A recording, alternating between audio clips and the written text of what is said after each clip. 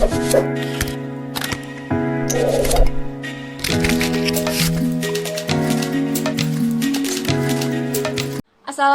warahmatullahi wabarakatuh. Perkenalkan, nama saya Cindy Aprilia. Saya mahasiswa dari Prodi Manajemen Fakultas Ekonomi dan Bisnis. Di sini saya akan mempresentasikan mengenai hasil kerja praktek saya selama kurang lebih 2 bulan di PT Askrindo Persero Kantor Cabang Karawang. Saya mengambil judul pengelolaan sumber dana operasional di perusahaan PT Askrindo Persero Kantor Cabang Karawang. Nah, langsung saja ke latar belakang. Di sini latar belakangnya mengenai kerja praktek. Kerja praktek ini adalah salah satu mata kuliah wajib pada program berupa kegiatan penempatan kerja praktek mahasiswa untuk memberi wawasan mengenai penerapan pengetahuan pada dunia usaha ataupun dunia kerja. Nah, di sini mahasiswa mempraktekkan kemampuan dan pengetahuannya dalam menganalisis permasalahan terkait bidang ilmu program studi yang terjadi di dunia usaha atau dunia kerja. Nah, mahasiswa dituntut untuk mengembangkan diri dan juga mengembangkan inovasi keilmuan berbasis teknologi, dan apabila diperlukan perusahaan atau instansi dapat berkontribusi dalam membantu pemecahan masalah di perusahaan tersebut. Selanjutnya, alasan saya memilih judul kerja praktek yang sudah saya jelaskan, yang sudah saya sebutkan tadi mengenai sumber dana pengelolaan perusahaan. Alasannya yaitu sehubung penulis atau saya ditempatkan di bagian keuangan dan umum, maka saya tertarik untuk mengetahui lebih dalam mengenai pengelolaan sumber daya operasional khususnya di perusahaan ini. Nah, dengan harapan dapat membantu dan mengatasi masalah yang ada pada perusahaan ini khususnya di bagian keuangan. Yang di atas, saya selaku mahasiswa Fakultas Ekonomi dan Bisnis Universitas Buana Perjuangan Karawang tahun 2020 memilih tempat kerja praktek PT Askrindo Persero Kantor Cabang Karawang. Nah, PT Asuransi Kredit Indonesia atau Askrindo merupakan bagian atau lembaga badan usaha milik negara yang bergerak dalam bidang asuransi atau penjaminan yang tidak dapat dipisahkan dari pembangunan ekonomi bangsa dan negara Republik Indonesia. Nah, ini merupakan logo atau ikon dari perusahaan Askrindo Insurance, dan di sini terdapat gambaran umum perusahaan bahwa PT Asuransi Kredit Indonesia atau Askrindo ini merupakan badan usaha milik negara yang bergerak dalam bidang penjaminan. Nah, yang kedua, lembaga ini tentunya berfungsi sebagai penanggung atau penjamin resiko kredit macet yang diberikan kepada usaha kecil, menengah, koperasi yang secara wajar. Nah, biasanya Askrindo ini bekerja sama dengan mitra-mitra khususnya badan usaha milik negara seperti himpunan-himpunan bank negara yaitu BTN, BRI, BNI, Mandiri, BTN, Bukopin, dan sebagainya. Nah, PT Askrindo Insurance ini didirikan oleh pemerintah tanggal 6 April 1971 berdasarkan Peraturan Pemerintah Republik Indonesia Nomor 1 tanggal 1 Januari tahun 71. Nah, Askrindo di sini membuka 38 cabang dan 7 kantor wilayah di berbagai sudut di Indonesia. Salah satunya yaitu kantor cabang kelas 4 di daerah Jawa Barat, yaitu di daerah Karawang yang saya tempati kerja prakteknya. Nah, selanjutnya ini merupakan profil dari PT Askrindo Kantor Cabang Karawang yang berdiri pada tanggal 3 November 2014, di mana pada saat berdiri dipimpin oleh Ibu Mila Anggraini sebagai pimpinan cabang utama di kantor PT Askrindo Cabang Karawang.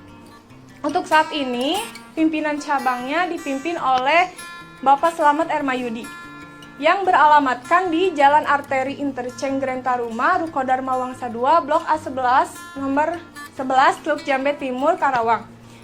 Untuk jenis perusahaannya di sini jasa penjaminan dan jumlah karyawannya adalah 9 orang dengan produk kredit usaha rakyat dan kredit non-usaha rakyat. Nah, untuk karyawan tetap PT Askrindo, Kantor Cabang Karawang memiliki 5 karyawan tetap yang terdiri dari K-Unit Underwriting, lalu ada K-Unit Keuangan dan Umum, lalu ada K-Unit Pemasaran, K-Unit Subrogasi and Claim, dan Officer. Sisanya pimpinan cabang dan 3 PKWT. Nah, karyawan PKWT ini merupakan karyawan yang membantu para K-Unit untuk menyelesaikan tugas-tugasnya.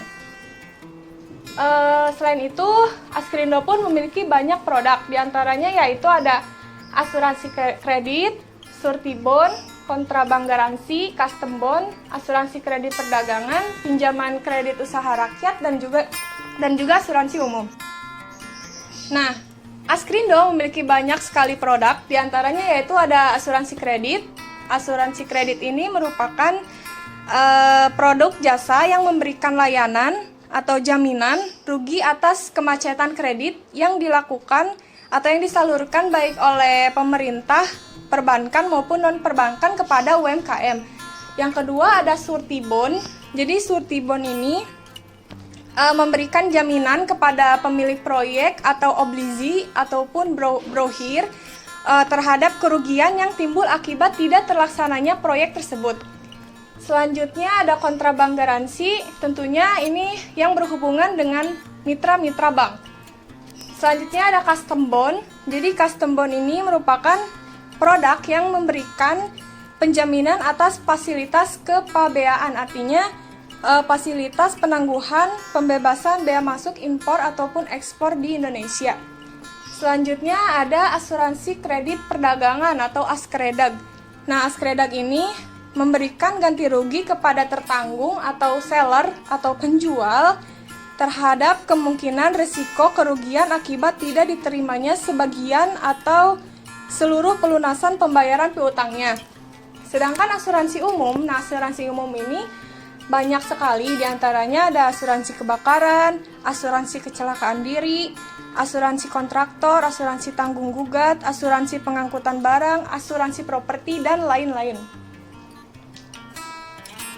Nah, ini masuk ke tinjauan pustaka di mana ada definisi manajemen keuangan, dan mengenai penjelasan judul yang saya buat. Pertama ada definisi manajemen. Nah, menurut Amirullah tahun 2015 pada bukunya halaman 4 bahwa manajemen merupakan suatu proses khas yang terdiri dari tindakan-tindakan perencanaan, pengorganisasian, penggerakan, dan pengendalian yang dilakukan untuk menentukan serta mencapai sasaran-sasaran yang telah ditentukan melalui pemanfaatan sumber daya manusia dan sumber-sumber lainnya. Nah, berdasarkan pengertian manajemen di atas, dapat dibuat sintesa bahwa manajemen itu adalah suatu proses yang terjadi atau yang terdiri dari tindakan perencanaan, pengorganisasian, lalu ada penempatan, pengarahan, pengendalian yang dimana di dalamnya terdapat pemberian perintah, lalu ada pengawasan terhadap sumber daya manusia yang dilakukan untuk menentukan serta mencapai sasaran-sasaran yang telah ditentukan. Nah, selanjutnya ini definisi manajemen yang saya ambil itu cuma satu. Menurut James Stephen Horn and Wachowicz mengemukakan bahwa manajemen keuangan itu adalah segala aktivitas yang berhubungan dengan perolehan, pendanaan, lalu ada pengelolaan aktiva dengan beberapa tujuan menyeluruh, dan juga dapat diartikan kegiatan manajemen keuangan ini berkutat dengan bagaimana cara memperoleh dana untuk membiayai usahanya, dapat mengelola dana tersebut sehingga tujuan perusahaan tercapai, dan bagaimana perusahaan mengelola aset yang dimiliki secara efisien dan juga efektif. Nah, berdasarkan pengertian manajemen keuangan di atas, maka dapat dibuat sintesa, manajemen keuangan itu adalah aktivitas yang berhubungan dengan perolehan, pendanaan, dan pengelolaan aktiva dengan beberapa tujuan menyeluruh untuk pembiayaan investasi atau pembelanjaan, sehingga tujuan perusahaan tercapai secara efektif dan juga efisien. Nah, berdasarkan judul yang saya buat mengenai pengelolaan sumber daya operasional perusahaan, jadi di sini saya akan menjelaskan dulu apa arti dari pengelolaan sendiri. menurut Saifuddin tahun 2014 pada bukunya halaman 53 mendefinisikan pengelolaan itu sebagai usaha mencapai tujuan tertentu melalui kegiatan orang lain yang berkaitan dengan aktivitas-aktivitas perencanaan, pengorganisasian, pengendalian, penempatan, pengarahan, pemotivasian, komunikasi, dan pengambilan keputusan yang dilakukan oleh setiap organisasi dengan tujuan mengkoordinasikan berbagai sumber daya yang dimiliki oleh perusahaan, sehingga akan dihasilkan suatu produk secara jasa ataupun secara efisien. Selanjutnya mengenai sumber dana operasional. Nah, di sini menurut Bambang Sugeng pada bukunya tahun 2017 halaman 274, beliau mengatakan bahwa sumber dana dari dalam perusahaan atau internal source dapat diartikan sebagai bentuk dana di mana pemenuhan kebutuhan dananya berasal dari perusahaan itu sendiri. Dengan kata lain, dana dengan kekuatan atau kemampuan sendiri. Nah, dana dari dalam perusahaan dapat diadakan dengan menggunakan laba, cadangan, dari sebagian sisa hasil usaha yang merupakan unsur dana sendiri sebagai sumber dana yang intern. Pada sumber dana operasional itu dibedakan menjadi dua kelompok sumber pendanaan, ya. Dilihat dari jangka waktunya. Yang pertama itu sumber pendanaan jangka pendek dan yang kedua itu sumber pendanaan jangka panjang. Di mana sumber pendanaan jangka pendek ini memiliki waktu yang singkat dan jumlah dana yang diberikan relatif kecil. Contohnya itu seperti kredit dagang, pinjaman jangka pendek bank, dan juga kredit rekening koran. Dan yang kedua yaitu sumber dana jangka panjang. Nah, sumber pendanaan jangka panjang ini tentunya memiliki waktu yang lebih lama dari sumber pendanaan jangka pendek, yaitu lebih dari 1 tahun. Contohnya seperti adanya pembangunan pabrik ataupun adanya pembelian aset perusahaan. Nah, selanjutnya prosedur pengelolaan sumber dana keuangan. Menurut Chomsky Gandatua Sibarani tahun 2019 pada bukunya halaman 91, dia mengatakan bahwa tahapan pengelolaan dalam bidang keuangan perusahaan itu dibagi menjadi beberapa bagian. Yaitu diantaranya yang pertama itu ada perencanaan keuangan. Nah, perencanaan keuangan sendiri berarti membuat rencana pemasukan dan pengeluaran untuk periode tertentu. Yang kedua itu ada penganggaran keuangan. Nah, penganggaran keuangan ini adalah proses tindak lanjut dari permasalahan perencanaan keuangan, yaitu membuat lebih detail tentang pemasukan maupun pengeluaran keuangan yang terjadi di perusahaan. Lalu yang ketiga itu terdapat pengelolaan keuangan. Nah, pengelolaan keuangan ini jadi menggunakan dana perusahaan dengan berbagai cara bagaimana dapat meminimalisir biaya-biaya yang dikeluarkan oleh perusahaan tersebut. Selanjutnya itu ada pencairan keuangan. Nah, pencairan keuangan ini tentunya perusahaan harus bisa mencari atau harus bisa mengeksploitasi sumber dana untuk kegiatan operasional perusahaan. Selanjutnya ada penyimpanan uang yang tentunya berfungsi sebagai mengumpulkan atau mengelola keuangan perusahaan untuk disimpan dan dipakai secara operasional. Lalu selanjutnya ada pengendalian keuangan. Nah, pengendalian keuangan ini berarti melakukan evaluasi keuangan dan sistem keuangan perusahaan. Lalu ada pemeriksaan keuangan. Pemeriksaan keuangan tentunya melakukan audit internal keuangan agar tidak terjadi penyimpangan, ya. Dan terakhir itu ada pelaporan keuangan.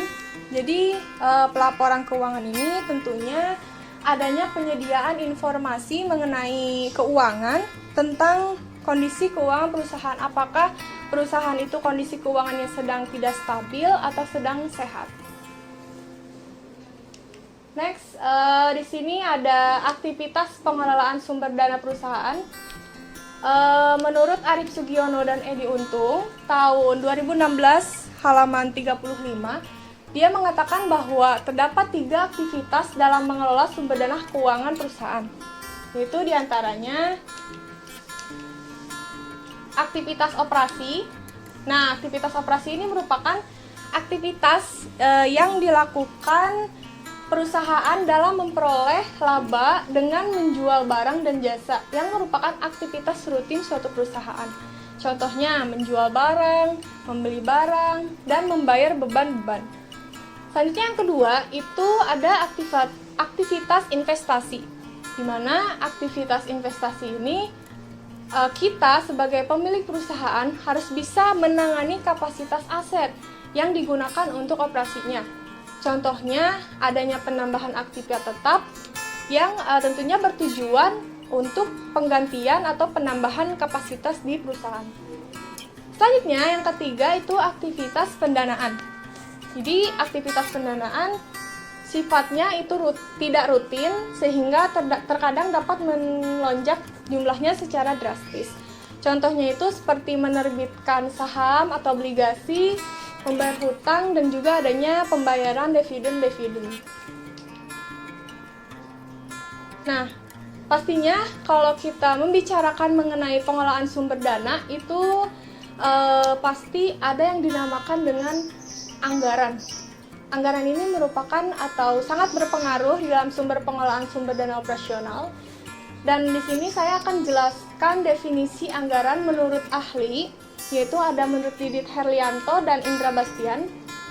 Menurut Didit Herlianto, dia mengatakan bahwa anggaran itu harus dapat menyajikan informasi yang jelas mengenai tujuan, sasaran, hasil, dan juga manfaat yang diperoleh dari suatu kegiatan.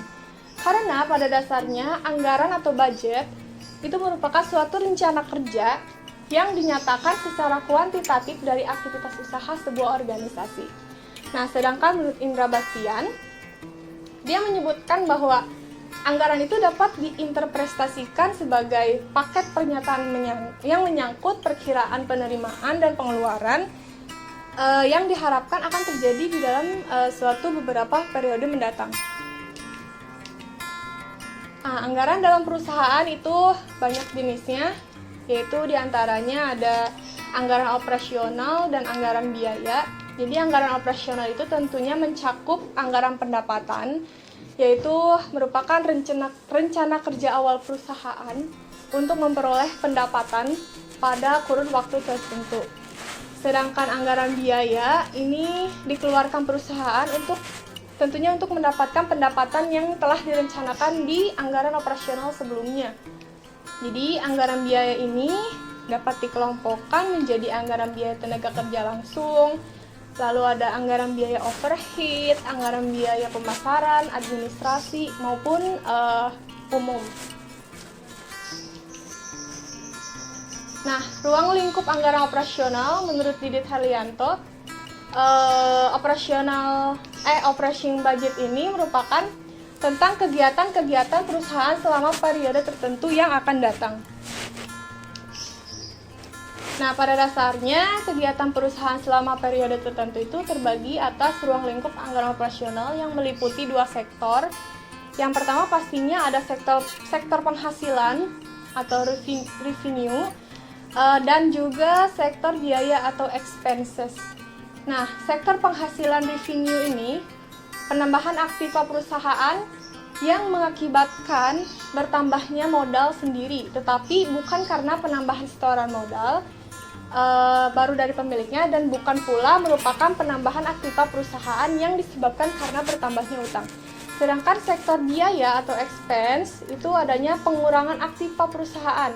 Artinya, aset dari perusahaan itu berkurang yang mengakibatkan berkurangnya modal sendiri, tetapi bukan karena pengurangan atau pengambilan modal oleh para pemiliknya, dan bukan pula merupakan pengurangan aktiva perusahaan yang disebabkan karena berkurangnya utang. Nah, untuk tujuan dan metode. Tujuan dari kerja praktek ini adalah untuk memahami dan menerapkan pengelolaan sumber dana operasional pada PT Askrindo Persero Kantor Cabang Karawang. Dengan begitu, penulis dapat mengetahui bagaimana cara mengelola sumber dana yang baik dan benar, dan juga dapat mengimplementasikan ilmu mengenai pengelolaan sumber dana operasional yang telah didapat langsung pada dunia kerja.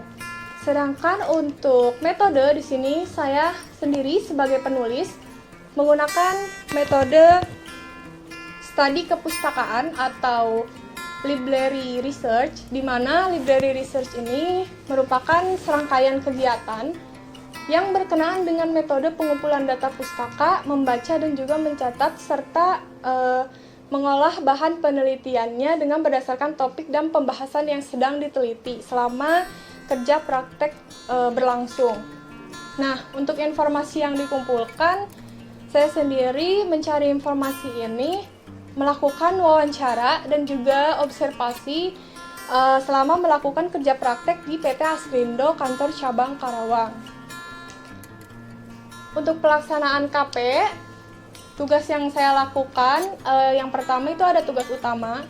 Jadi saya khususnya ditempatkan di bagian keuangan dan umum, tentunya ditugaskan untuk mengelola sumber dana keuangannya. Nah, diantaranya saya diberikan tugas untuk membuat memorandum beban operasional dan juga dapat menginput ke sistem pengendalian anggaran yang sudah disediakan oleh perusahaan. Nah, ini merupakan beban-beban yang dikeluarkan oleh perusahaan Askrindo Kantor Cabang Karawang, diantaranya yaitu ada beban administrasi, lalu ada beban biaya umum, dan juga ada beban pemasaran. Ini merupakan beban pemasaran. Nah, setelah saya mengetahui apa saja beban yang ada pada perusahaan ini dan kodenya, kita diwajibkan untuk tahu kode. Ini berfungsi untuk menginput ke sistem pengendalian anggaran nantinya. Nah, setelah itu dibuatkan memorandum. Nah, memorandum ini merupakan surat keterangan yang diberikan kepada pimpinan cabang Karawang mengenai pengeluaran per hari. Nah, ini saya ngambil contohnya itu tanggal 31 Januari 2020, di mana ini merupakan pengeluaran seharinya. Ini untuk pengeluaran pemasaran ya, karena di sini ada hubungan relasi. Dan parkir dan tol tentunya ini merupakan bagian dari biaya pemasaran sebesar 417.500 pada tanggal 31 Januari 2020. Setelah itu, saya input ke sistem pengendalian anggaran dengan membedakan antara biaya kur dan juga biaya non-kur ya. Nah, ini biaya non-kur. Mengapa dibedakan seperti ini? Jadi biaya non-kur dan kur itu merupakan sudah kebijakan dari perusahaan itu sendiri, di mana mereka membedakan antara biaya kredit usaha rakyat dan biaya non-kredit usaha rakyat. Di mana kredit usaha rakyat ini diambil 60% dari semuanya, sedangkan non-kur itu diambil 40% dari semuanya. Nah, ini contoh hasil input saya, lembar usulan realisasi anggaran. Jadi ini dibuat berdasarkan submata anggaran. Di sini submata anggarannya mengenai bantuan makan pegawai per harinya. Ini juga sama. Ini merupakan laporan monitoring anggaran kantor cabang unit Karawang, di mana ini bisa didapatkan ketika kita sudah dapat menginput beban-beban atau biaya yang sudah dikeluarkan per harinya. Ini merupakan laporan monitoring bulan Januari penuh dari tanggal 1 sampai akhir, di mana di sini terdapat anggaran dan juga realisasi yang tertera di sini. Dan bisa kita lihat contohnya, mungkin ini tidak terlihat jelas ya. Misalkan ini submata anggaran mengenai air gedung kantor, di mana kita pada bulan ini terpakai sebesar 266.500 dan sisanya itu adalah 11.294.000 dari 12.063.000. Jadi bagaimana kita bisa mengelola uang ini dalam 1 tahun, dan kita pun harus bisa meminimalisir biaya apa saja yang dikeluarkan agar dapat atau tidak terjadinya switching di akhir nanti pada saat kita tutup pembukuan. Nah, setelah dihitung bahwa anggaran Askrindo pada tahun 2020, khususnya cabang Karawang di kelas 4, Kanwil 2, itu sebesar 3.363.533 Rp61 dan ini harus dan wajib dikelola oleh bagian keuangan agar terpakai semaksimal mungkin dan kalau bisa melebihkan biaya karena nantinya akan menambahkan anggaran di tahun selanjutnya. Nah, untuk tugas pendukung itu saya di bagian keuangan dan umum tentunya membantu bagian umum untuk membeli keperluan dapur dan juga membeli ATK alat tulis kantor. Terus membayar tagihan listrik, mencatat disposisi surat masuk ataupun surat keluar, dan juga adanya transaksi perbankan dan mengelola makan siang pegawai setiap harinya. Nah, karena makan siang itu termasuk ke dalam anggaran perusahaan, jadi bagian keuangan turut ikut serta dapat mempengaruhi hal ini. Dan ini merupakan contoh deal setiap kita makan siang, setiap karyawannya makan siang, dan ini saya yang pesan sebagai pembantu dari bagian keuangan dan umum. Dan ini merupakan contoh dari dealnya. Bisa GrabFood, kalau enggak take away langsung. Nah, untuk permasalahan dan solusi, permasalahannya itu terbatasnya anggaran dana perusahaan, di mana besarnya anggaran yang diberikan kantor pusat kepada kantor cabang Karawang itu sudah ditentukan sesuai dengan kebijakan berdasarkan kelasnya.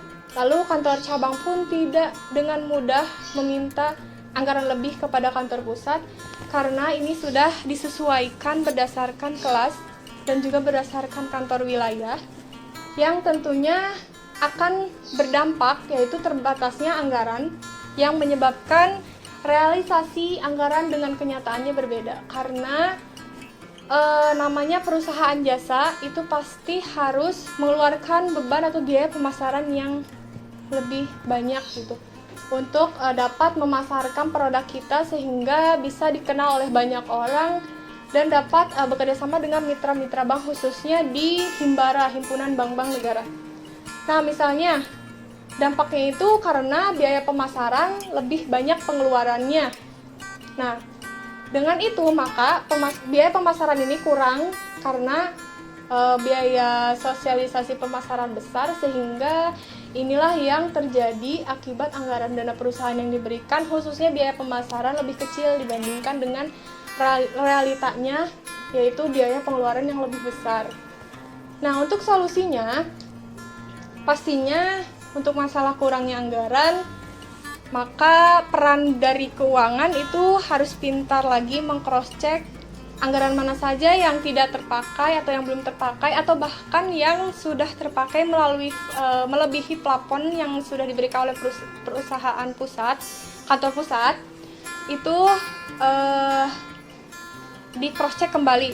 Nah, ini fungsinya agar dapat anggaran yang masih tersedia ini nantinya akan dapat menutupi bagian anggaran yang kurang atau yang melebihi plafon yang diberikan oleh kantor pusat. Nah, biasanya di Askrindo itu disebut dengan switching, artinya memakai dana sedikit demi sedikit, dana yang belum terpakai semuanya ditutupin ke dana yang sudah terpakai atau yang melebihi plafon. Nah, ini gunanya ya untuk menutupi anggaran yang kurang gitu, agar semuanya balance keuangannya. Nah, untuk kesimpulan dan saran, kesimpulannya di sini kegiatan yang dilakukan selama kerja praktek yang dimulai pada tanggal 8 Januari sampai 29 Februari di PT Askrindo Kantor Cabang Karawang, penulis atau saya dapat memahami bagaimana mengelola sumber dana operasional yang baik, mulai dari membuat memorandum biaya, terus ada menginput beban pengeluaran, lalu ada juga menginput beban ke SPA atau sistem pengendalian anggaran. Dan juga saya sebagai penulis dapat memahami rekonsiliasi data pada sistem akuntansi. Nah, untuk permasalahan pada Askrindo ya tidak lepas dari anggaran, khususnya di keuangan ya. Hal ini disebabkan karena biaya operasional perusahaan lebih banyak digunakan sehingga anggaran realisasi dengan anggaran yang diberikan oleh pusat itu berbeda. Maka penulis dapat menarik kesimpulan bahwa bagian keuangan dan umum harus pintar-pintar mengelola bagaimana caranya agar dapat meminimalisir biaya yang dikeluarkan dan juga dapat mengatasi kurangnya anggaran operasional perusahaan. Untuk saran, di sini sarannya untuk dua lembaga, yaitu untuk Askrindo dan untuk kampus UBP. Saran saya untuk Askrindo, sebaiknya perusahaan dapat meningkatkan kembali kedisiplinan kerja, dan juga perusahaan harus pula meningkatkan kerjasama tim, dan sebagai pimpinan cabang seharusnya harus bisa meningkatkan kembali atau memberikan perhatian kembali kepada karyawan-karyawannya, karena yang saya perhatikan sejauh ini karyawan yang bekerja di PT Askrindo ini lebih banyak menghabiskan waktu dengan layar komputer gitu, sehingga sebagai pimpinan cabang harusnya memberikan perhatian lebih gitu, agar dapat mengatasi atau mengurangi stres kerja yang dialami oleh karyawan tersebut. Untuk permasalahan bagian keuangan, perihal mengenai kurangnya anggaran, sebaiknya perusahaan itu lebih mengurangi ruang lingkup kegiatan di luar pekerjaan yang dilakukan, dan juga dapat mengevaluasi penggunaan anggaran sehingga penggunaan anggaran dapat dengan optimal digunakan dalam kegiatan operasional. Nah, untuk saran untuk UBP, sebaiknya lebih meningkatkan kerjasama dengan perusahaan sebelumnya agar terjalin dengan baik, dan juga dapat memudahkan lulusan Fakultas Ekonomi dan Bisnis khususnya untuk mendapatkan atau memasuki dunia kerja. Dan juga sebaiknya Universitas Buana Perjuangan Karawang memberikan arahan serta bimbingan kepada peserta kerja praktek lapangan untuk melaksanakan kerja praktek sebaik-baiknya dan dapat menjaga attitude di dunia kerja. Nah, ini merupakan lampiran di mana terdapat foto kegiatan. Di sini saya sedang foto bersama Kak-Unit Keuangan. Ini Kak-Unit Underwriting.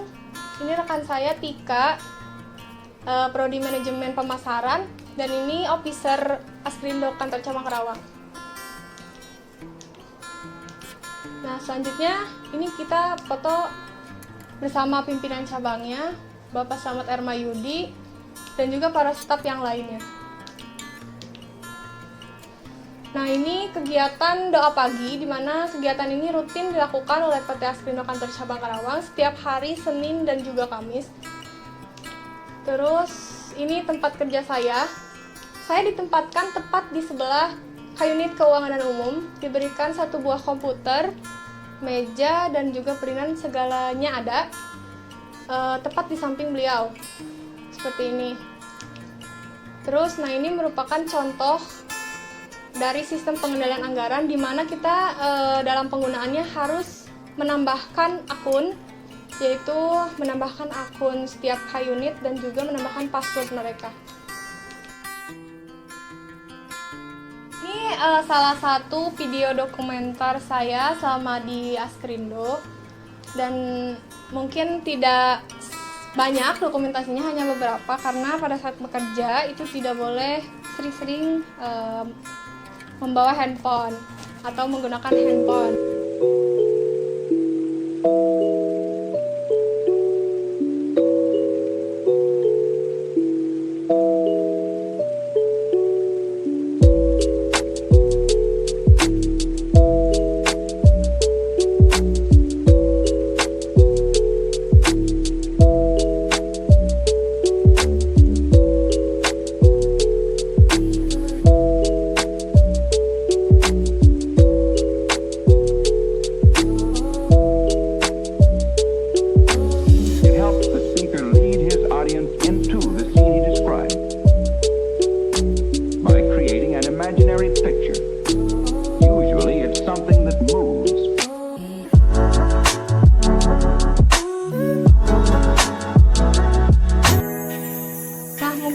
Sekian presentasi atau pemaparan saya mengenai hasil kerja praktek. Mohon maaf bila ada kata-kata yang kurang berkenan. Wabillahi taufiq wal hidayah. Wassalamualaikum warahmatullahi wabarakatuh.